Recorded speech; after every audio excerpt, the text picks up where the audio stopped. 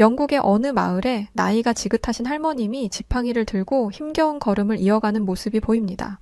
그런데 뒤에서 그 모습을 지켜보며 걷고 있던 한 영국 여성과 그 옆에 있던 한국인 친구들은 갑자기 서로 다르게 움직이기 시작하며 놀라운 모습을 보여줬다고 하는데요. 이 일로 영국 전역에 포스터가 붙으며 실로 믿기 힘든 일들이 벌어지기 시작했다고 합니다. 과연 무슨 일이 있던 걸까요? 안녕하세요. 저는 영국에 살고 있는 지금은 대학생이지만 한때 꽤 까칠했던 수험생 앨런이라고 합니다. 오늘은 제가 잊을 수 없는 2년 전 A레벨 시험날의 악몽 같은 이야기를 들려드리려고 해요. 영국에서 A레벨 시험이라는 건 한국에서는 수능 시험과도 같은 학생들에게 아주 중요한 시험이거든요. 며칠 전이었어요. 저는 평소처럼 저녁 식사 후에 TV를 켜고 BBC 뉴스를 보고 있었죠. 그러다 깜짝 놀랄 만한 장면을 보게 됐어요. BBC가 수능 시험이라는 한국의 국가적 시험을 소개하며 전국적으로 50만 명의 학생들이 인생에서 가장 중요한 시험을 치렀다고 보도를 해주었는데요. 한국의 수능날 풍경을 보고 있자니 한마디로 말해서 믿을 수가 없더라고요. 뉴스 화면에 비친 모습은 제가 알던 시험의 날과는 완전히 다른 세상이었어요. 먼저 그날 한국의 기업들은 모두 출근 시간을 늦췄다고 해요. 수험생들이 시험장까지 제 시간에 도착할 수 있도록 회사들이 출근을 늦추고 도로를 한산하게 유지할 수 있도록 도와준 거죠. 시험 하나 때문에 도시 전체가 움직였다는 이야기를 들으니 완전히 신세계더라고요. 이게 정말 가능한 일인가 싶었죠. 제가 겪었던 혼란스러운 아침과는 너무 달랐거든요. 그리고 또 시험장 앞에서 후배들과 학부모들이 수험생들을 응원하는 장면이 나오는데 정말 감동적이더라고요. 어떤 후배들은 아침에 따뜻한 차와 간식을 준비해서 시험을 보게 될 후배 수험생들에게 나눠주고 학부모들은 시험장 앞에서 조용히 기도하며 아이들을 응원하고 있었어요. 너무나 감동적이고 따스한 장면이었죠. 저도 영국에서 한국의 수능과도 같은 A레벨 시험을 준비했을 때가 있었어요. 평소와 다르지 않은 아침 알람은 울렸고 저는 부랴부랴 나갈 준비를 했었죠. 키우던 고양이의 손을 꼭 잡고 행운을 빌어달라고 했던 날이었어요. 그런데 행운은 개뿔. 바로 첫 번째 위기가 닥쳤습니다. 이 중요한 날에 하필 버스가 늦는다는 거예요. 사실 그런 일은 워낙 자주 있었기 때문에 별로 놀라울 것도 아니긴 했어요. 제가 누굴 원망하겠어요. 영국의 교통 시스템에 의지한 제 잘못이었죠. 그래, 늦어봐야 얼마나 늦겠어 하는 마음으로 저는 애써 차분함을 유지했었습니다. 그렇게 정류장에서 10분, 15분 하염없이 기다려도 버스는 오지 않더군요. 저는 추위 속에서 발을 동동 구르며 그저 하늘만 바라보고 있었어요. 왜 하필 오늘이냐고. 속으로 소리를 질렀지만 현실은 바뀌지 않았죠. 20분이 지나면서부터 저는 애가 닳기 시작했어요. 시간은 점점 흘러가고 제 심장은 터질 것처럼 쿵쾅거리기 시작했어요. 더 이상은 버스를 기다릴 여유가 없다고 판단한 저는 근처 지하철역으로 가기 위해 뛰기 시작했죠. 그런데 지하철역까지는 꽤 거리가 있었어요. 숨은 차오르고 몸은 점점 무거워지고 가방 속 책들이 저를 짓누르는 것 같았죠. 그때 길가에 경찰관 한 분이 보이더라고요. 정말 다급한 마음에 달려가서 말했어요. 그러면 안 되는 줄 알지만 정말 저는 애절했거든요. 저는 경찰관을 붙잡고 애처로운 얼굴로 말했죠. 제가 오늘 시험을 치러 가야 하는데 너무 늦어서 혹시 조금만 도와주실 수 있냐고 물었죠. 시험장까지? 아니, 안 된다면 근처 지하철역까지만이라도 제발 태워다 달라고 부탁했어요. 그래도 경찰은 사람들을 돕는 직업이니까 저를 도와줄 거라는 희망이 있었죠. 하지만 경찰관의 답변은 제 희망을 산산조각냈습니다. 그는 불쾌한 얼굴로 제 손을 뿌리치며 말하더군요. 공무 중에 이렇게 개인적인 일을 부탁하는 건 잘못된 거라며 이건 공공 서비스이지 개인 택시가 아니라고 말이죠. 물론 맞는 말이에요. 하지만 그 말이 얼마나 차갑게 들렸는지 아세요? 그 순간 저는 마음속 깊이 절망했습니다. 여기서 도움을 바라는 건 무리겠구나 라는 생각이 머릿속을 스쳤죠. 결국 뛰고 또 뛰어서 다른 버스를 타긴 했지만 시간이 너무 부족했어요. 버스 안에서 창밖을 보며 초조하게 흘러가는 시간을 보는데 이렇게 시험을 못 치르게 되는 건가 하는 생각만 들더라고요. 하지만 그래도 다행히 저는 정말 아슬아슬하게 시험장에 도착할 수 있었어요. 하지만 여러분, 그런 긴박함 속에서 시험장에 겨우 도착했다고 끝이 아니었습니다. 제게는 또 다른 시련이 기다리고 있었거든요. 시험이 시작되고 나서도 공사 소음이라는 복병이 저를 방해하기 시작했습니다. 시험장 근처 건물에서 드릴 소리가 끊임없이 들리는데 도대체 그걸 어떻게 무시하겠어요? 집중해야 할 단어들이 제 머릿속에서 뿔뿔이 흩어져 버리고 그들이 휘두르는 해머 소리가 제 뇌세포를 때리는 것만 같았죠. 그 순간 저는 그냥 자포자기한 심정으로 시험지를 바라보며 이렇게 생각했습니다.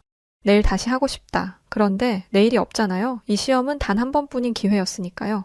이윽고 시험이 끝나고 집으로 돌아가는 길. 저는 스스로를 탓하기도 했지만 마음 한편으론 이런 생각이 들었습니다. 도대체 어떻게 이렇게 온 세상이 날 도와주지 않을 수가 있지? 내가 뭘 그렇게 잘못했길래 하늘이 날 돕지 않는다면 세상이라도 날 도울 수 있는 거잖아 하는 생각이 들었죠. 어찌 되었든 제가 보는 시험은 영국 교육청에서 공식적으로 치르는 시험이었고 모든 학생들이 봐야만 하는 시험이니 사실 누구라도 도울 수 있는 거잖아요. 영국 사람이라면 누구나 이 세상에서 가장 중요한 날을 겪어본 적이 있을 거라고요. 그럼 사실 인간 대 인간으로서 아주 작은 인류애로라도 혹은 애국심으로라도 그 수험생들을 좀 도와줄 수 있는 거 아닌가요? 뻔히 시험날인 거 알면 대중교통도 좀 비워놓을 수 있는 거고 교통체증이 없도록 나라에서 차를 좀 조절해 줄 수도 있는 거잖아요. 시험 시작 전 한 2시간만이라도 배려해 주는 게 그렇게 어려운 일이냐고요. 이렇게 속으로만 서름을 토해내며 저는 비통함을 가득 안은 채 집으로 향했습니다. 그날 저는 처절히 깨달았습니다. 영국에서는 시험 당일의 모든 혼란과 스트레스가 오롯이 학생 한 사람의 몫이라는 걸요. 학교도 사회도 제게 어떤 배려도 없었던 그날을 생각하면 지금도 아찔해요. 여기까지가 그날의 제 이야기입니다. 제가 이 쓰라린 이야기를 꺼낸 이유가 바로 이거였습니다. 제가 TV에서 한국의 수능 시험날 풍경을 보고 큰 충격을 받았기 때문이에요. 그날을 떠올리며 저도 모르게 비교를 하게 되더라고요. 딱 제가 생각했던 그날의 불만과 너무나 일맥상통하기 때문이었죠. 그런데 한국은 제가 꿈꾸던 나라의 모습이었어요. 학생들을 위해 한국 전체가 출근 시간을 조정하고 너나 할 것 없이 학생들을 응원해주고 격려해주는 한국 어른들의 모습을 보니까 정말 감탄에 감탄을 안 할 수가 없었죠. 이런 모습을 보고 있자니 제 머릿속에는 계속 이런 생각이 맴돌았어요. 이건 시험이 아니라 거의 국가적인 행사 아닌가 하는 생각이요. 그런데 여러분, 여기서 끝이 아니었어요. 한국에서는 시험 시간 동안 항공기 이착륙까지 조정한다고 하더라고요. 진짜 대박인 부분이에요. 시험 중 소음을 최소화하려고 공항까지 조율하다니, 와, 이건 정말 상상도 못했거든요. 제가 수험생이었던 그 날에도 말이에요. 뉴스에서는 이렇게 설명하더라고요. 영어 듣기 평가 시간에 맞춰 항공기 소음을 최소화하기 위해 모든 공항이 이착륙을 중단하거나 지연시킨다고요. 이거 혹시 가짜뉴스 아닌가 싶기도 하고, 저는 솔직히 영국에서 경험한 시험장 근처의 공사 소음을 떠올리며 허탈한 웃음이 나오는 걸 참을 수 없었습니다. 이곳 영국에선 아무도 남의 시험에 신경 쓰지 않는다는 생각이 들었거든요. 어차피 남의 일이다 이거죠 뭐. 그리고 마지막으로 제일 놀라운 이야기가 나왔어요. 한국 경찰이 지각 위기에 처한 수험생을 시험장까지 데려다준 사례였죠. 저는 그걸 보면서 큰 소리로 엄마를 불렀어요. 엄마 이거 좀 봐봐요. 내가 우리 영국 경찰한테 뭐라고 한 게 이상한 게 아니라니까? 하고 소리쳤죠. 어떤 학생이 시험날 늦잠을 자서 급하게 뛰어나왔는데 한국 경찰이 오토바이를 타고 시험장까지 태워줬다는 거예요. 이에 대해서 한국의 경찰들은 오히려 학생들에게 도움이 될 수 있어 다행이라는 식으로 인터뷰를 하더군요. 정말 아빠처럼 또 선배처럼 인자하게 오히려 그 학생이 시험을 잘 봤으면 한다고 행운을 빌어주는 모습이 너무 아름다웠어요. 그날에 거절당했던 제가 떠올라서 괜시리 눈물까지 핑 돌더군요. 뉴스는 한국에서 수능이 단순한 시험이 아니라 한 사람의 미래를 좌우하는 국가적 행사로 여겨진다고 했어요. 수험생이 단순히 혼자 시험을 치르는 게 아니라 국가와 사회 전체가 수험생의 성공을 위해 움직이는 풍경이 당연하다는 거죠. 그 순간 제가 느꼈던 건 단순한 놀라움이 아니었어요. 너무나도 극명한 차이에 충격을 받았던 거죠. 한국에서는 모든 사람들이 수험생들의 긴 하루를 위해 협력하는데 제가 겪었던 영국의 시험날은 제 혼자만의 싸움이었잖아요. 버스도, 교통도, 시험장 환경도 아무도 저를 도와주지 않았으니까요. 그날 밤 저는 계속 생각했어요. 왜 우리는 이런 걸 해볼 생각을 못하는 걸까 하는 생각이 들었죠. 한국이 왜 전 세계에 유례없는 발전을 이뤘는지 이해가 되더라고요. 이런 어린 학생들의 성공을 위해서 주변에 있는 모든 한국의 어른들은 하나같이 응원해주고 잘 되라고 보듬어주니 이런 학생들이 성인이 되어 나라를 위해 일할 때 어떤 마음이겠냐고요. 잘 될 수밖에 없겠죠. 제가 태어난 영국이란 나라가 원망스럽더라고요. 그때 겪었던 시험날의 혼란스러운 기억이 다시 떠올랐고 동시에 이런 배려를 받았다면 제 경험이 얼마나 달라졌을지 끝없이 상상했어요. 저에게 그 날은 거의 트라우마와도 같거든요. 그 경찰관이 날 잠깐이라도 태워줬다면 혹은 대중교통이 늦지 않게 교통체증이 생기지 않게 기업들이 양보라도 해줬다면 그 모든 일들이 일어나지 않았을 텐데 하는 생각이 들었죠. 그때 제 머릿속에 떠오른 한 친구가 있었어요. 바로 학교에서 가끔 마주치던 한국인 친구 지수였죠. 지수는 똑똑하고 친절한 친구였어요. 그래서 저도 한국에 대한 이미지가 좋은 편이기는 했죠. 저는 고민 끝에 결국 도저히 궁금증을 참지 못하고 한국인 유학생 친구 지수에게 연락을 했습니다. BBC 뉴스에서 본 한국의 수능날 풍경이 너무 놀라워서 실제로 한국 사람들은 어떻게 수능을 준비하고 치르는지 더 자세히 알고 싶었거든요. 한참이나 제 이야기를 듣던 지수는 제가 그렇게 힘든 일을 겪었다니 유감이라며 이렇게 말했어요. 사실 한국에서 수능은 그냥 일반적인 시험이 아니야. 한국의 수능날은 국가적 행사처럼 여겨지고 학생들뿐 아니라 가족, 학교, 지역사회 모두가 한마음으로 수험생들을 응원하는 날이지. 그래서 수능날이 다가오면 뉴스에서도 이런 수능을 다루기도 해. 저는 깜짝 놀라 다시 물었습니다. 아니, 학생들 시험 하나의 나라에서 그렇게까지 한다는 게 정말 사실이야? 전 국민이 다 보는 것도 아니고 그냥 학생들이 보는 시험일 뿐이잖아? 지수는 원래 한국이 그렇게 교육을 중요하게 여기는 나라라며 수능이 학생들의 인생을 결정짓는 중요한 갈림길이 되는 일종의 관문이라고 설명해 주었어요. 그래서 모든 사람들이 수험생의 성공을 위해 최선을 다한다고 덧붙이며 말이죠. 여기에 더해 지수는 수능날과 관련된 몇 가지 흥미로운 이야기를 들려주었습니다. 지수는 제게 너 시험 전날 혹시 뭘 먹었니? 저는 솔직히 몇 년 전 일인데 어떻게 기억하겠냐고 저는 대답했어요. 근데 지수는 그러더군요. 자기는 떡을 먹었다고요. 떡을 먹었다니? 그리고 이게 지금 얘기랑 무슨 상관이 있는 거래? 지수는 어리둥절해 하는 저에게 설명했죠. 한국에서는 원래 시험을 보기 전에 떡을 먹는데 찰떡이나 역 같은 음식이 시험에 찰싹 붙으라는 의미를 담고 있다고 설명하더군요. 꽤나 재미있는 이야기였어요. 또 수능 당일 아침에는 한국의 미역국 같은 음식을 절대 먹지 않는다고도 했죠. 미역이 미끄러운 음식이라 시험날에는 불길하게 여겨진다면서 말이에요. 한국 사람들 왜 이렇게 귀여운 거죠? 재미있는 풍습이라는 생각이 들었습니다. 한편으로는 참 진짜 교육의 진심이구나 싶기도 했습니다. 또 수험생들이 지각하지 않도록 특별히 준비된 모습도 있다고 했습니다. 지수는 택시기사들이 자발적으로 수험생들을 무료로 태워주는 일이 많다고 하더라고요. 택시를 타고 수험생임을 알리면 기사분들이 오히려 시험장까지 최대한 빠르게 데려다 주려 한다고요. 지수의 친구 중 한 명도 그날 아침 지각 위기에 처했지만 택시를 잡아 타고 무사히 시험장에 도착할 수 있었다고 하더군요. 자기 가족도 아닌데 어떻게 그럴 수 있는 건지 한국의 어른들은 정말 진짜 대단한 것 같았습니다. 또한 수험표를 두고 나온 학생들을 위해 경찰관들이 직접 나선다는 이야기도 있었어요. 지수는 수험표가 없으면 시험을 볼 수 없기 때문에 학생이 시험장에 도착해서 수험표를 잊었다는 사실을 알게 되면 가족이 경찰에게 수험표를 맡기고 경찰이 시험장까지 달려가서 전달해준다고 설명해 주었어요. 믿기 힘든 이야기였죠. 그런데 더 놀라웠던 건 지수가 보내준 영상이었는데요. 그 영상에는 한 시장에서 야채를 배달하는 60대 정도의 어르신이 시험에 늦은 학생이 안절부절하는 모습을 보고는 정말 주저없이 자신의 오토바이 뒤에 학생을 태우고는 바람같이 시험장으로 가던 모습이었어요. 그런데 도로에 차가 많고 오토바이가 쉽게 지나기가 어렵자 한국인 운전자들이 도로를 비켜주기 시작했고 경찰들도 빨간색 봉을 들고 오토바이가 갈 수 있도록 도와주고 있던 거였어요. 정말 너무 큰 충격이었어요. 그 학생은 오토바이에서 내리자마자 꾸벅하고 인사를 했는데 그 한국인 어르신이 주먹을 불끈 쥐고는 시험 잘 봐요 학생, 응원합니다. 라면서 학생에게 따뜻한 격려의 말을 던졌습니다. 저는 이 영상을 몇 번이나 돌려본지 몰라요. 그냥 그 한국인 어르신의 따뜻한 모습에 눈물이 났거든요. 이건 거의 온 나라가 한 마음 한 뜻으로 수험생 아이들에게 온 사력을 다한다는 생각이 들더라고요. 저는 얼마 뒤 지수에게 연락해 한 카페에서 지수를 만나서 이야기를 나눌 수 있었는데요. 그때 제가 지수에게 한국에 대해서 이것저것 캐물어 보니까 웃으면서 저에게 한 사진을 보여줬었어요. 지수의 후배가 올린 인스타그램 사진이라고 하더군요.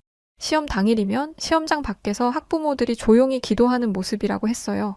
이 밖에도 선생님들이 단체로 응원 메시지를 보내주고 학원 선생님들도 시험 잘 보라고 응원하러 오는 일이 흔하다고도 하더군요. 인생에서 가장 큰 첫 번째 관문을 지나는 모든 학생들에게 이 응원들은 정말 큰 힘이 된다고 지수는 말했습니다. 저는 이 이야기를 들으며 연신 놀라웠고 감탄을 할 수밖에 없었어요. 입을 다물 수가 없었죠. 시험 하나가 가족과 사회 전체의 협력으로 이어질 수 있다는 게 정말 놀랍다는 생각이 절로 들었거든요. 진짜 분위기가 다르구나 하는 실감이 났어요. 영국에서는 시험이 철저히 개인의 책임이거든요. 시험 당일 택시를 무료로 태워주는 일도, 경찰이 수험표를 대신 전달해주는 일도 상상조차 할 수 없죠. 그저 혼자 모든 걸 책임지고 싸워야 하는 게 영국의 현실입니다. 누구도 누구를 응원해주거나 보살펴주지 않아요. 하지만 한국은 달랐습니다. 학생들의 긴 하루를 위해 온 사회가 움직이는 모습이라니. 이 모든 건 저에게 큰 충격을 주었어요. 그날 밤 저는 스스로에게 물었습니다. 혹시 이런 풍경이 영국에서도 가능할까 하는 질문을 말이죠. 그렇게 고민 끝에 저는 결심했습니다. 제 경험과 한국의 이야기를 글로 적어 사람들과 공유해보기로요. 그래서 소셜미디어에 긴 글을 작성하기 시작했죠. 글의 제목은 왜 우리는 한국처럼 할 수 없을까? 영국 시험 문화에 던지는 질문이었어요. 처음엔 제가 겪었던 영국 시험날의 혼란과 스트레스에 대해 이야기했어요. 제가 시험날 겪었던 혼란과 스트레스는 우리가 수험생들에게 얼마나 무관심했는지를 보여주는 사례라며 말이죠. 저는 그날 아침 버스가 늦고 교통체증에 시달리며 초조했던 기억, 그리고 시험장에 겨우 도착했지만 공사 소음 때문에 집중할 수 없었던 순간들을 적어 내려갔어요. 그 누구도 수험생인 저를 배려하거나 돕지 않았던 그날을 떠올리며 영국 시험 문화의 냉담함을 돌아보자는 내용으로 작성했죠. 아마도 많은 사람들이 제게 동감할 거라 생각했어요. 누구라도 느꼈을 그날의 찬 공기를 말이죠. 그리고 이어서 저는 한국에서 본 놀라운 사례들을 공유하기 시작했습니다. 반면 한국에서는 수험생 한 명의 성공을 위해 온 사회가 협력하는 모습이 정말 감동적이라고, 한국에서는 수험생이 시험을 잘 볼 수 있도록 모든 교통체계를 조정하고 택시 기사들이 지각 위기에 처한 학생들을 무료로 태워다 준다고, 쓰면서도 믿어지지 않는 한국의 수능날의 풍경에 대한 이야기를 썼어요. 또한 경찰이 수험표를 잊고 온 학생들을 위해 시험장까지 직접 달려가 수험표를 전달해준다는 이야기도 언급했죠. 시험장 밖에서 학부모들이 조용히 기도하고 선생님들이 단체로 응원 메시지를 보내는 풍경은 제가 전혀 경험하지 못했던 것들이라는 말과 함께요. 그렇게 구구절절 간절한 마음을 담아 쓴 글에서 저는 마지막으로 제가 영상을 보고 감동의 눈물을 흘려야 했던 그 한국인 어르신의 모습을 공유했습니다. 어린 학생을 위해서 그 추운 날 오토바이를 타고 아무 조건 없이 학생을 데려다 주던 그 모습을 보여줬죠. 그리고 사람들에게 묵직한 제안을 던졌습니다. 우리도 영국의 미래를 위해 수험생들을 위한 더 나은 환경을 만들어야 하지 않을까요? 시험날을 더 배려하는 날로 만들 수 있다면 그것이 단순히 학생들의 스트레스를 줄이는 데 그치지 않고 영국 사회에 긍정적인 변화를 가져올 수 있다면, 그리고 그것이 여러분의 손으로 시작된다면 어떨지에 대한 질문을 던졌습니다. 사실 저는 아무리 제가 진심을 담았더라도 이 글에 대해 사람들의 반응은 냉담할 거라고 생각했어요. 그게 영국인들다운 모습이니까요. 그런데 글을 올린 뒤 예상치 못한 일이 벌어지기 시작했어요. 사람들이 제 글에 공감하며 빠르게 퍼져나가기 시작한 거예요. 댓글은 금세 수백 개가 달렸어요. 어떤 사람들은 자신들의 경험을 떠올리며 공감하기도 했죠. 댓글에는 내 아이도 시험날 겪었던 혼란이 떠오르네요. 정말 맞는 말입니다. 수험생들에게 필요한 건 더 많은 배려예요. 또 어떤 이들은 한국처럼 우리도 시험 문화를 바꿔야 한다고 지지해 주었죠.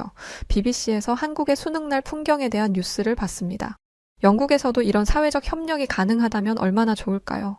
이런 우호적인 댓글도 많았지만 회의적인 반응도 없진 않았지요.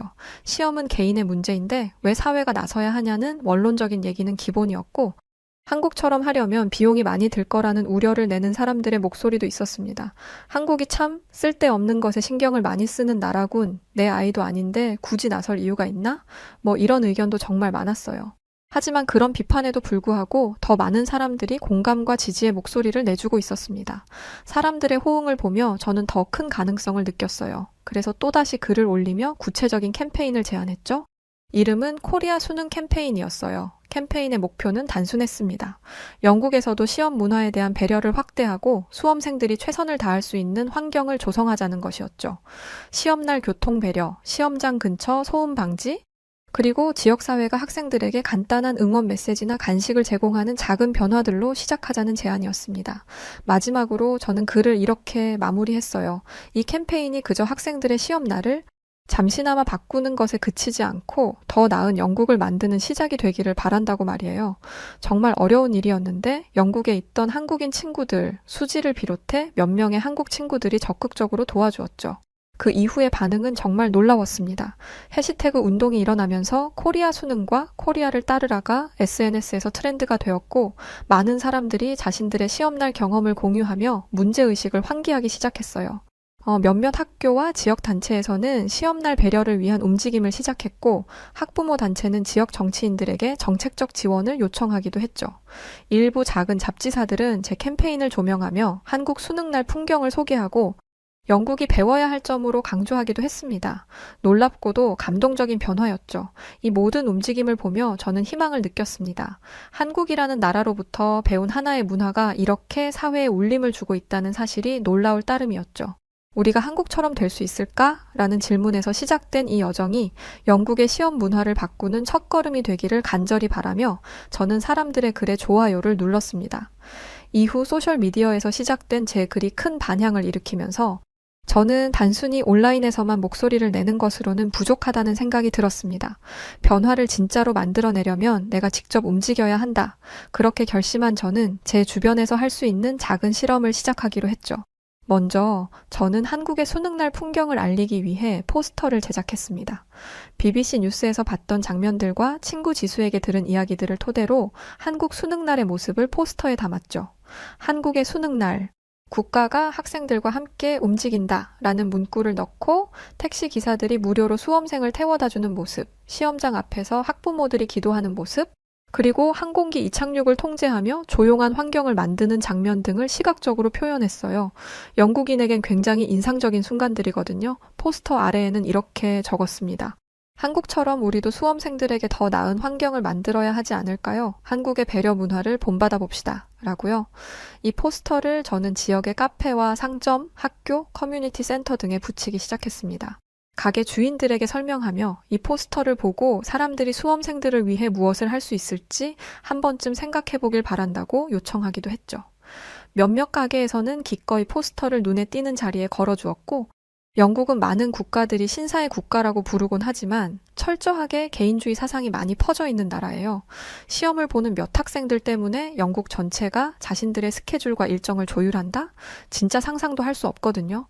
이런 반대하는 사람들을 만날 때마다 역시 우리 영국에서는 이런 게 불가능한 걸까? 라고 자책하고 있을 때면 항상 지수와 한국인 친구들이 나타나 뭘 그런 걸로 풀이 죽어 있냐며 저를 일으켜 세웠고, 이 운동이 영국 전체에 퍼질 수 있도록 옆에서 정말 큰 노력을 많이 해주었답니다.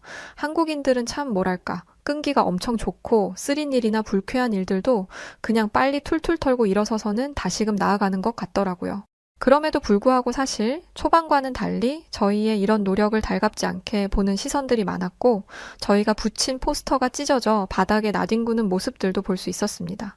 그런 모습을 볼 때마다 저는 좌절했는데 한국인 친구들은 좌절이라는 걸 몰랐어요. 솔직히 말씀드리지만 지수랑 한국인 친구들이 없었으면 이걸 저는 끝까지 하지 못했을 거라고 확신한답니다. 시간이 한참 지나 저희의 노력에 반응을 보인 건 역시 한국인 친구들의 돌발적인 행동 때문이었어요. 평소와 다르지 않던 어느 날 한국인 친구들과 길을 걷고 있을 때였어요. 한 소매치기범이 지팡이를 짚고 걷고 계시던 할머니의 손지갑을 낚아채더니 그대로 쏜살같이 도망친 거였죠. 소매치기가 손지갑을 강하게 빼서 달아난 터에 할머님은 바닥에 넘어지셨는데요. 사실 그 주변에 사람들이 몇몇 있었지만 그 누구도 할머니를 도와주려는 사람들이 없었거든요. 그런데 어느새 제 한국인 친구 수지는 할머님 곁에 앉아 할머니를 일으켜 세우며 할머님을 돕고 있었고, 옆에 있던 한국인 남자친구들은 정말 재빠르다 못해 빛의 속도로 소매치기범을 잡으려고 뛰기 시작했죠. 사실 영국에는 이런 소매치기범들이 많아요. 그리고 그런 소매치기범들은 상당히 위험한 사람들이에요.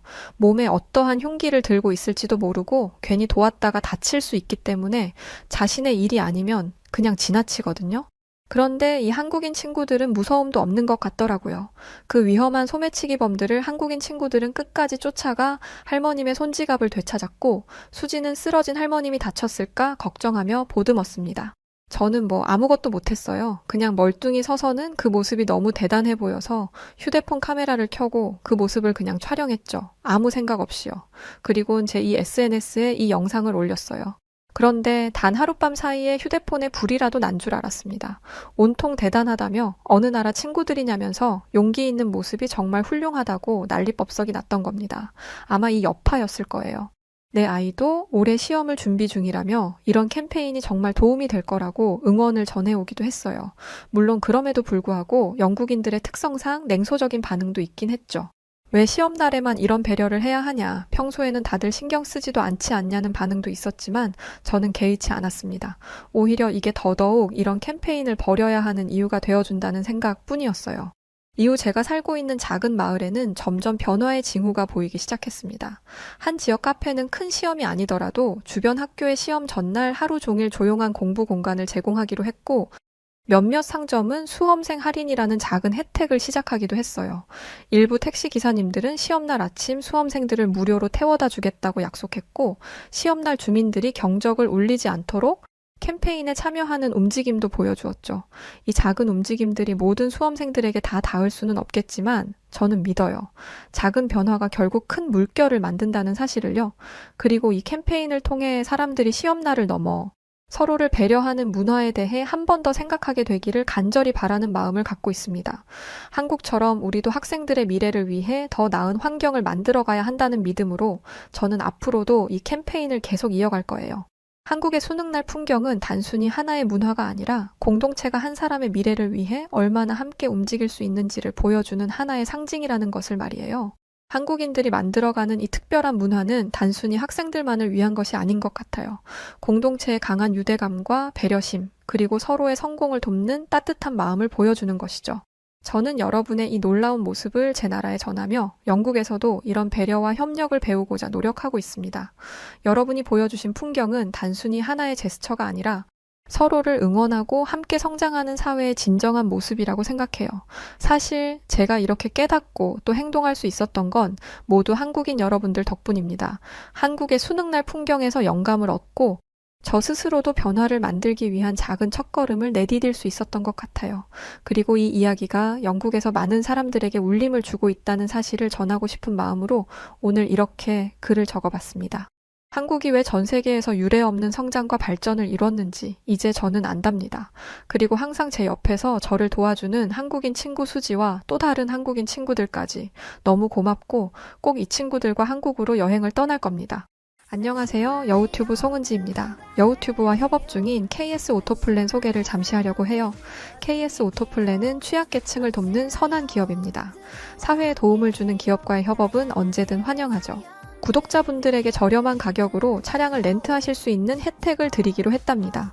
취득세, 자동차세, 정비비용, 보험료까지 모두 KS 오토플랜이 책임지니 월 저렴한 비용만 내시고 차량을 이용하시면 됩니다.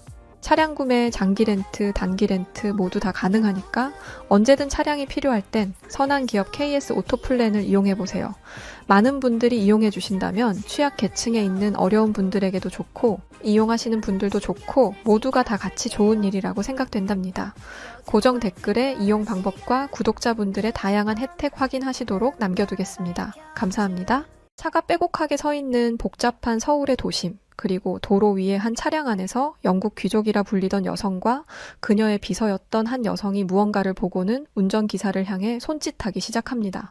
영국 귀족 여성은 생전 처음 보고 듣는 것에 충격을 받았는지 영국에서의 삶이 180도 달라지기 시작했다고 하는데요. 과연 이 영국 귀족 여성과 그녀의 비서였던 여성에게 무슨 일이 있었던 걸까요? 안녕하세요. 저는 영국에서 살고 있는 리지 펜윅이라고 합니다. 제가 하고 있는 일은 조금 독특해요. 영국 귀족의 비서 일을 하고 있기 때문이죠. 제가 모시고 있는 분의 이름을 함부로 이야기하는 건 금기이기 때문에 가명을 써서 레이디 펠리시티라고 하겠습니다. 간단하게 레이디라고 칭하면 더 듣기 편하시겠네요. 레이디와 저는 최근 한국에 또 한 번 방문하게 됐는데요. 저희가 왜 이 낯선 나라에 2번이나 방문하게 되었는지 그 이야기를 해보려고 합니다. 저는 옥스퍼드 대학교에서 경영학을 전공했어요. 영국 귀족의 비서는 개인적인 사생활 관리뿐만 아니라 자산 관리도 함께 할 줄 알아야 하기 때문에 경영학 전공임에도 비서 일을 하고 있습니다. 사실 솔직하게 말하면 돈 때문이죠. 처음에는 미국으로 건너가서 취업을 하려고 했는데 월급이 일반 회사원의 3배는 되는지라 결국 이 일을 하게 되었습니다. 무엇보다 제가 앞으로 모시게 될 분의 평판이 아주 좋았어요. 인자하고 다른 사람들의 눈에 띄는 것을 좋아하지 않아서 조용하고 평범한 일상을 사는 50대 여성분이라고 했죠. 그런데 일을 시작한 지 며칠 만에 저는 이 이야기가 완전히 가짜라는 사실을 알게 됐습니다. 사람이 얼마나 예민하고 까탈스러운지 뭐만 하면 성질을 내고 이거 해라 저거 해라. 게다가 자기가 했던 말을 계속 잊어버려서 곤란했던 적이 한두 번이 아니에요. 나는 이 드레스를 고른 적이 없어. 내가 고른 옷 하나 주문도 못하면서 어떻게 내 비서일을 하겠다는 거야? 처음에는 제가 진짜 실수한 줄 알았어요. 그런데 이게 몇 번이고 반복되니까 내가 진짜 실수한 게 맞는지 찾아보게 되더라고요. 짜증이 머리끝까지 솟아오른 상태에서 매장의 CCTV를 확인해 봤어요. 제가 주문한 걸 정확히 본인이 손가락으로 짚더라고요. 매장 직원들도 저와 똑같이 기억을 하고 있었고요. 정말 아버지의 사업 실패로 가족들이 거리에 나앉게 된 것만 아니었으면 진작에 때려치웠을 텐데 울며 겨자 먹기로 일을 할 수밖에 없었습니다. 그러던 어느 날 레이디가 갑자기 한국에 가고 싶다고 하더라고요. 이 사람이 또 무슨 변덕을 부리는 건가 싶어서 네, 알아보겠습니다 라고 말만 하고 안 알아보고 있었어요. 이런 식으로 뜬금없는 이야기를 해서 열심히 찾아가면 내가 언제 그걸 하고 싶다고 했어? 라고 말한 게 한두 번이 아니었거든요. 그런데 이번에는 진심이었습니다. 평소에 한국에 한자도 안 꺼내던 사람이 무슨 바람이 불었는지 지금 당장 한국을 가야겠다고 저를 들들 볶는 거예요. 당장 내일이라도 떠날 거라는 말을 겨우 진정시키고 한국에 갈 준비를 했습니다. 그런데 문제는 저도 한국을 잘 모른다는 것이었어요. 어떤 나라인지 언어와 문화, 볼거리들을 제가 파악을 한 후에 가야 저 까탈스러운 레이디를 그나마 만족시킬 수 있을 텐데 그런 걸 알아볼 만한 시간이 없었습니다. 그래서 유튜브와 뉴스 기사로 한국에 대해 벼락치기로 알아본 뒤 한국행 비행기에 올랐어요. 물론 레이디에게 한국에서 뭘 하고 싶은지 몇 번이고 물었습니다. 그런데 그럴 때마다 하는 말이 그걸 내가 알려줘야 알아? 였어요. 제 나름대로 알아갔다가는 뭐 이런 데를 데려왔냐? 라고 말할 게 뻔했기 때문에 한국에 가는 내내 초긴장 상태였습니다. 일하면서 생긴 스트레스성 탈모가 더욱 심해지는 듯 했죠. 레이디는 제 속도 모르고 기분이 좋아 보이더라고요. 한국이 중국과 일본 사이에 있다는 것도 모르던 사람이 한국에 가는 것을 무척 기대하는 듯 했습니다. 그런데 레이디의 이 기대는 한국 호텔에 도착하자마자 깨져버렸어요. 바로 호텔에 침대가 없었기 때문이었죠. 이게 뭐야? 호텔에 침대가 없어? 지금 나더러 지저분한 바닥에서 자라는 거야? 당황한 건 저도 마찬가지였어요. 분명히 고급 호텔로 예약을 했는데 사기라도 당한 건가 싶었죠. 그래서 부랴부랴 예약 내역을 확인했는데 호텔에 침대형이 있고 온돌형이 있더라고요. 온돌이 뭔가 했는데 바닥에서 자는 거더라고요. 이불 하나를 깔고 바닥에서 자라는 거죠. 평생 입식 생활을 한 사람들에게 좌식 생활은 불가능에 가깝습니다.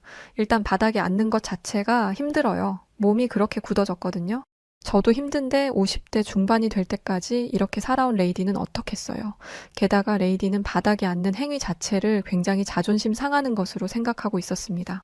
이게 뭐야? 가장 최고급 호텔로 예약한 거 아니었어? 이게 최고급이라니 한국의 수준이 이 정도밖에 안 된다는 거야. 저는 급하게 호텔 측에 침대룸이 있는지 물었지만 호텔 예약은 이미 꽉 찬 상태였습니다. 주변에 있는 호텔들도 알아봤지만 괜찮은 룸은 이미 다 나갔더라고요. 레이디는 자기가 누군지 알면 없던 방이라도 만들어줄 거다라고 성질을 냈지만 여기는 영국이 아니라 한국이었습니다.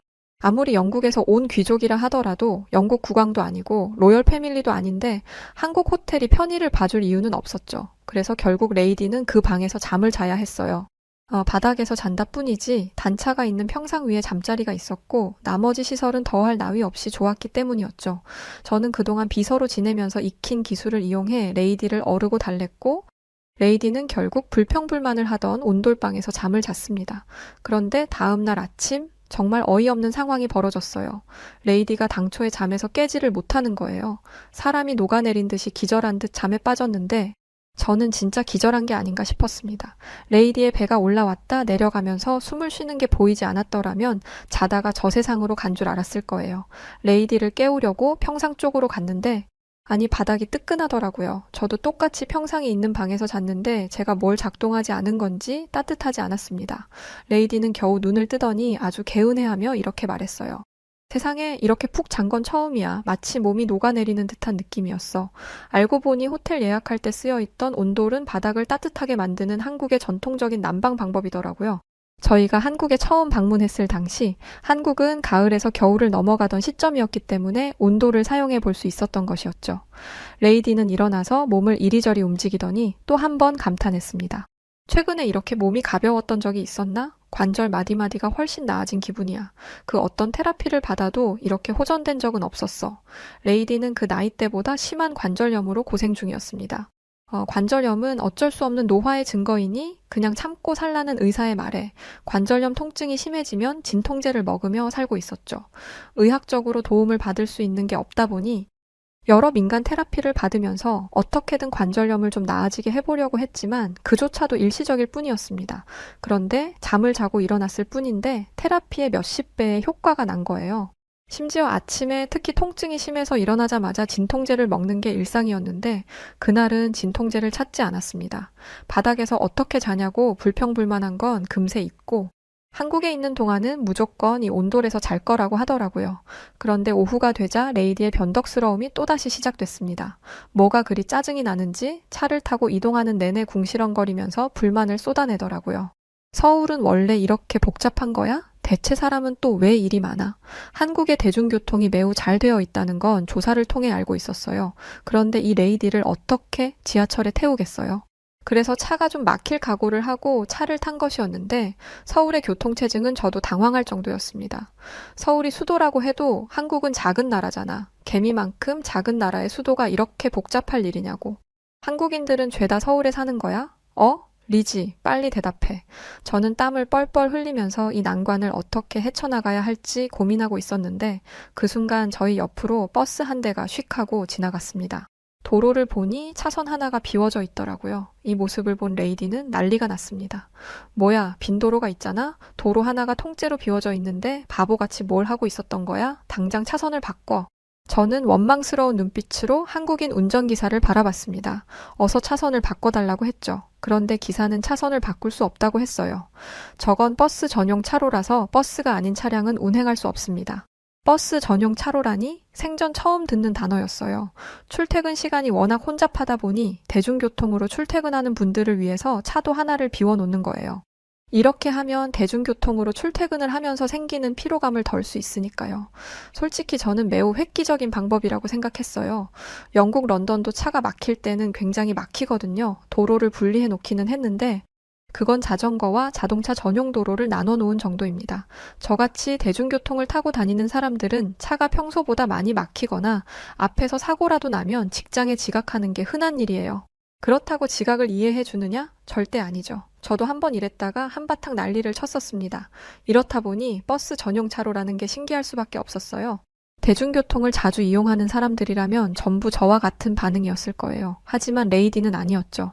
이건 차를 가지고 다니는 사람들에 대한 차별이야. 대중교통을 타고 다닌다고 특혜를 주는 게 말이 돼? 하지만 변덕스러운 레이디의 불만은 교통정체가 조금 풀리면서 다른 곳으로 향했습니다. 나는 이 도시 가운데에 있는 게 너무 숨 막혀. 답답해서 숨을 쉴 수가 없다고. 도대체 다들 왜 한국에 못 가서 안달인 거야? 제 눈에 한국의 도심은 세련됐고 잘 정돈된 분위기였습니다. 급하게 발전한 나라들은 건물이 중구난방으로 지어져서 통일감이 없어 보이는데 한국은 건물들이 하나같이 깨끗하고 건축 디자인 면에서도 매우 훌륭했거든요. 하지만 주로 한적한 교외에서 생활하는 레이디에게는 서울이 답답하게 느껴질 수도 있을 것 같다고 애써 이해하며 넘어갔습니다.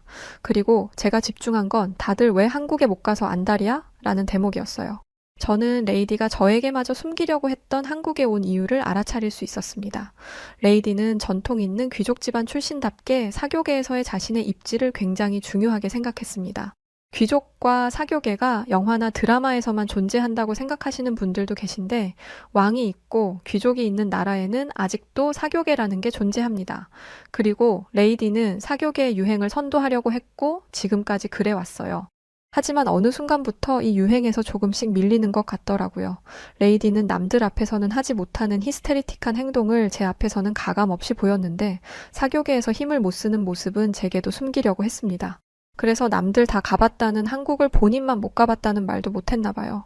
남들이 다 가봤다는 한국을 나만 못 가봤어. 어디가 좋다니까. 여기 예약해둬라고 말하면 나도 편하고 레이디도 편할 텐데 대체 무슨 자존심 때문에 이걸 숨기는 건지. 하지만 이렇게라도 힌트를 줬으니 저야 편했죠.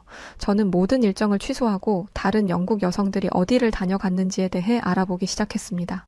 그날 밤 잠도 못 자고 완벽한 계획을 세웠는데 커다란 문제가 생겼어요.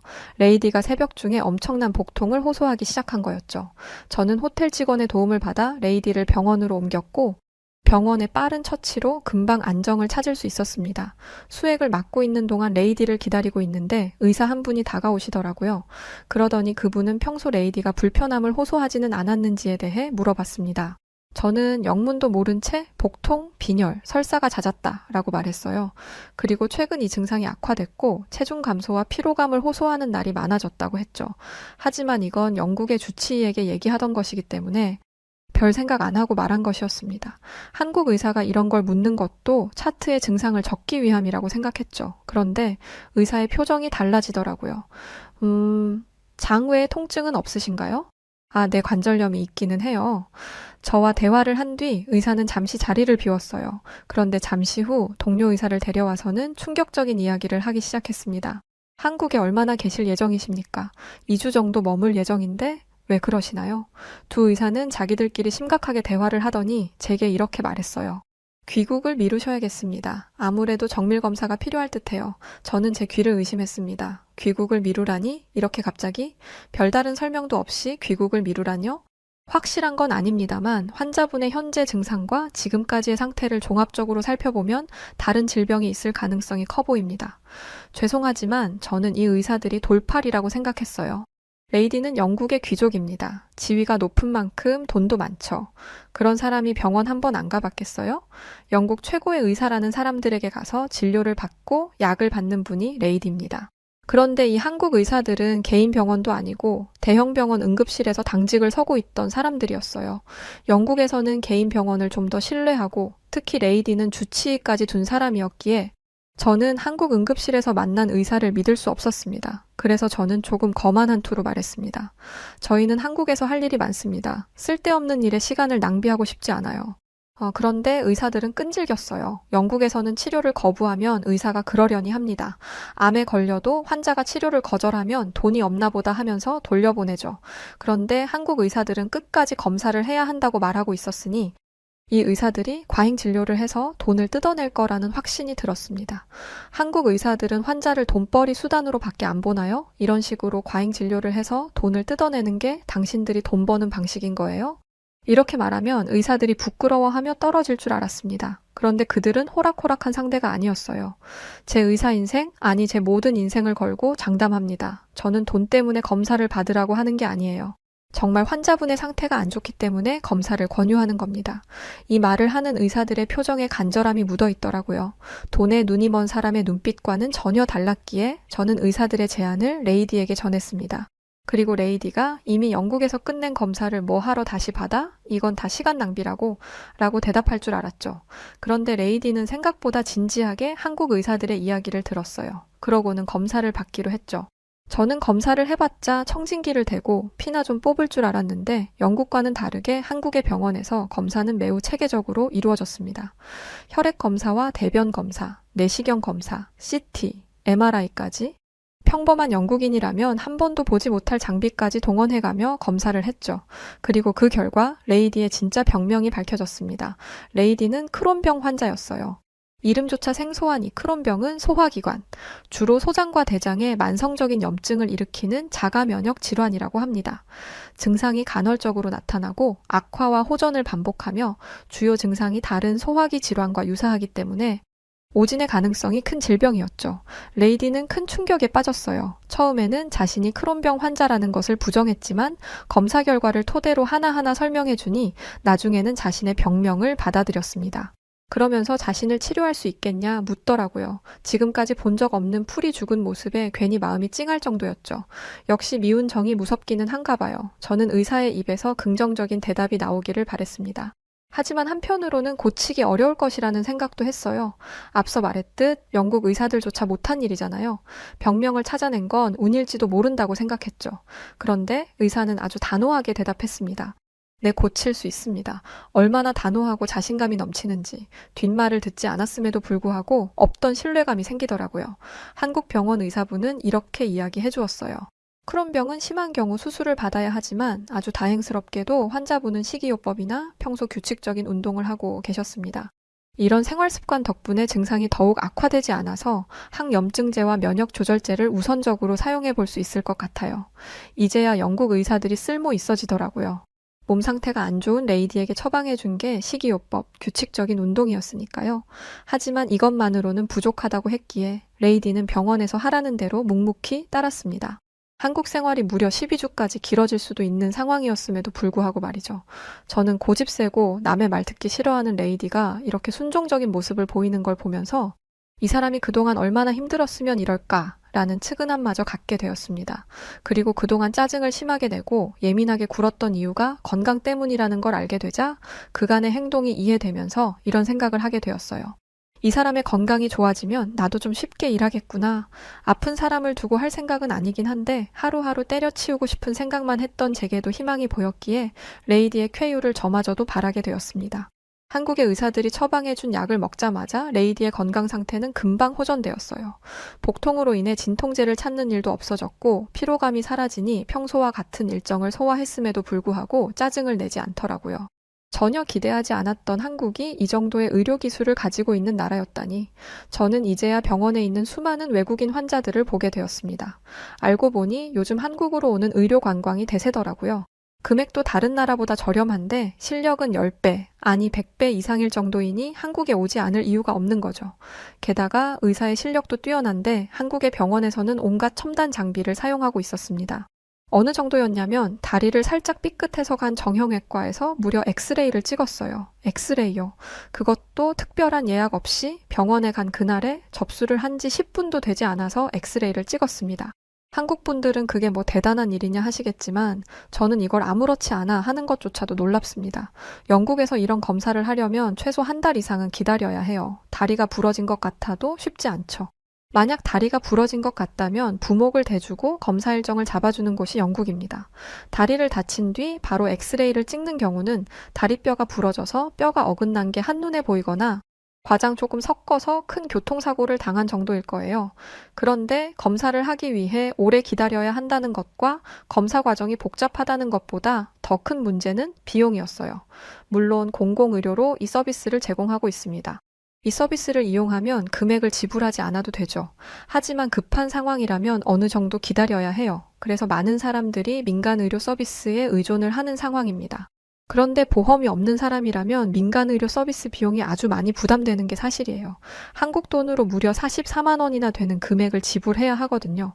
영국의 경우 이 정도는 참을 수 있어 라는 마인드가 깔려 있기 때문에 어느 정도 참을 만한 상황이라면 그냥 버티는 게 일반적입니다. 그런데 한국에서는 비보험으로 검사를 해도 8만 원 밖에 안 하더라고요. 영국 경제가 매우 안 좋아지면서 보험이 없는 사람들이 더더욱 늘어난 상황에 의료비를 감당하지 못해 힘들어하는 사람이 많습니다. 그렇다 보니 한국에 있는 사람들이 너무 부러워졌어요. 이것 때문에라도 한국에서 살고 싶더라고요. 그래도 우린 미국보다는 훨씬 나으니까 라고 생각하며 영국의 의료 시스템에 만족하고 있던 제가 부끄러워질 정도였습니다. 정형외과에 간 그날부터 호전됐어요. 5일도 안 돼서 쌩쌩해졌죠.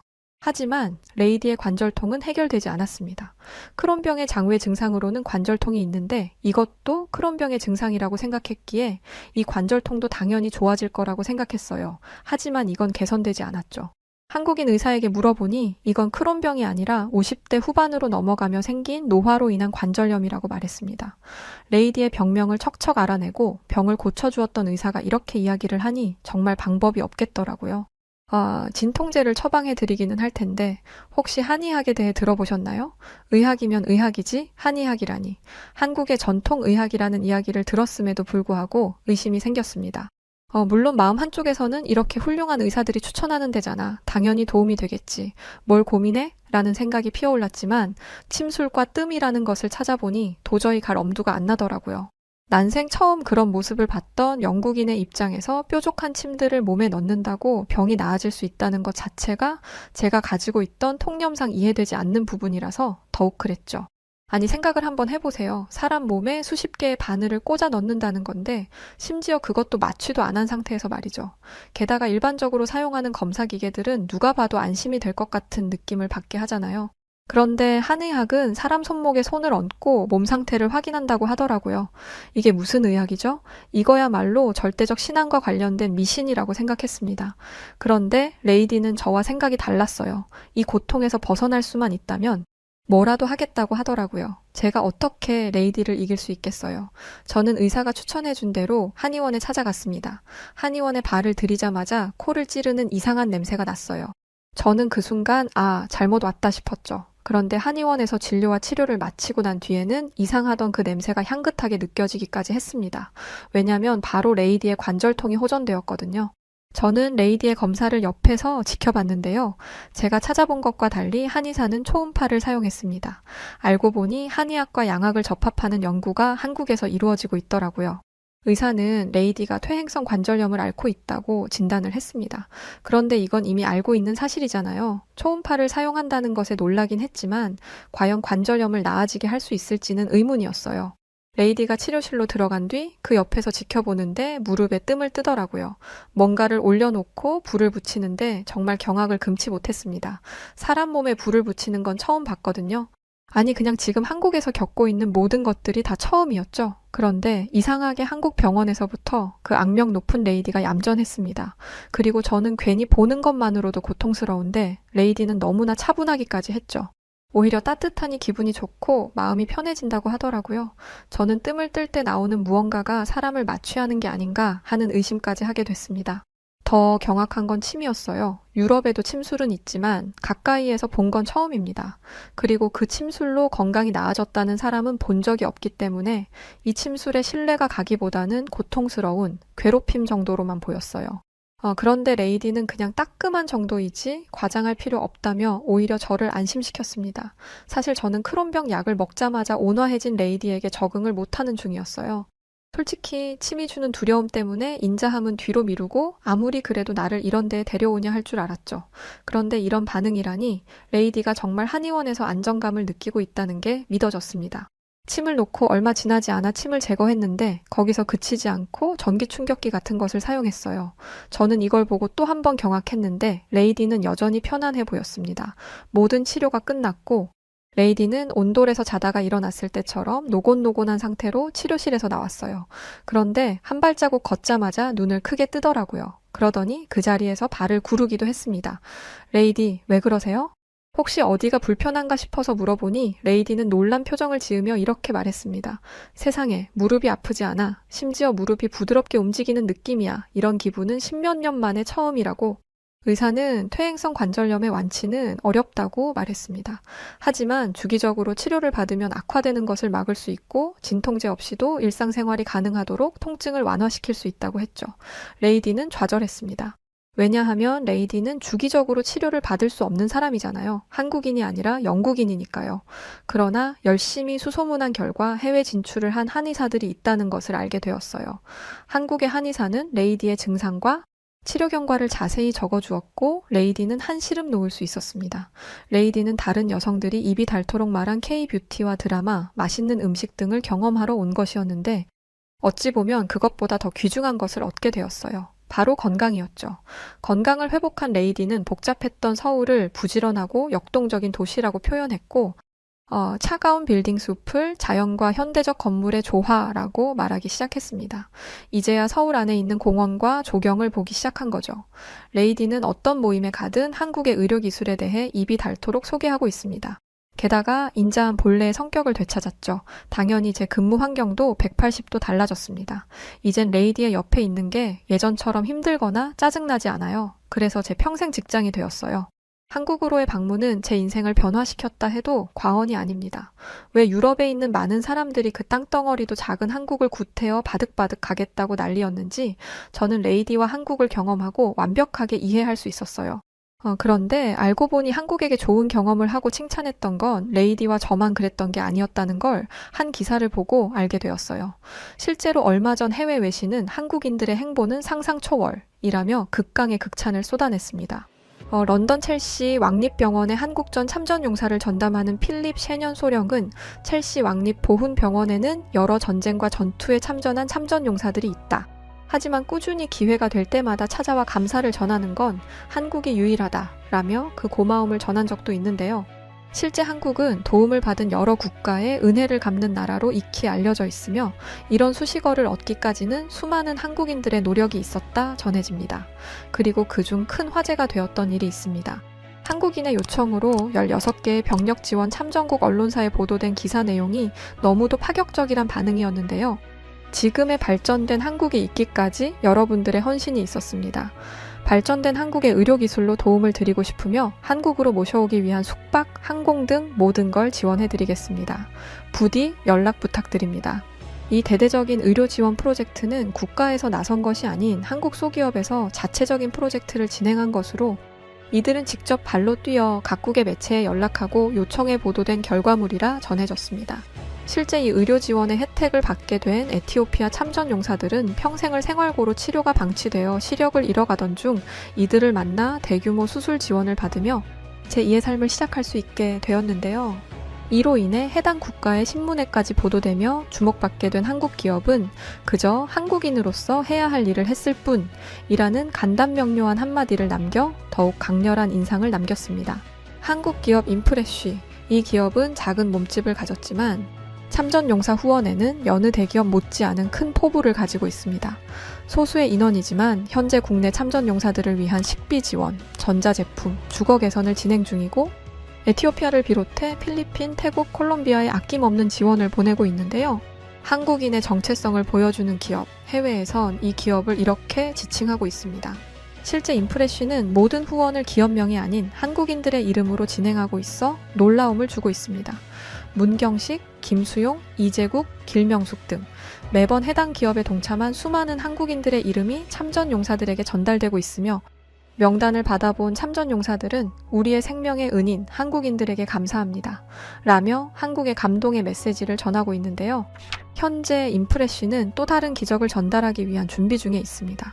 해당 볼캡과 티셔츠는 Things to Remember 이라는 기억이란 주제에 초점을 맞춰 대한민국 영웅들의 희생 헌신을 잊지 말자고 전하고 있으며 펄럭이는 태극기를 제품 디자인으로 녹여내 한국의 역사를 알리고 있습니다. 심플한 디자인으로 일상 속 착용에도 무리 없는 굿즈로 많은 한국인들이 동참 중에 있는데요. 또한 해당 상품의 수익금 일부가 어려운 참전용사분들을 위해 후원되며 한국인 구매자들의 이름이 공식 홈페이지에 기재되어 전달된다고 합니다. 인프레쉬를 통해 한국의 역사가 세계에 알려지고 도움을 받는 참전용사분들이 많아졌습니다. 저희 여우튜브 1, 여우튜브 2 역시 한국인으로서 이 후원에 동참하였으며 많은 분들의 참여가 이 기업의 큰 원동력이 되지 않을까 싶습니다.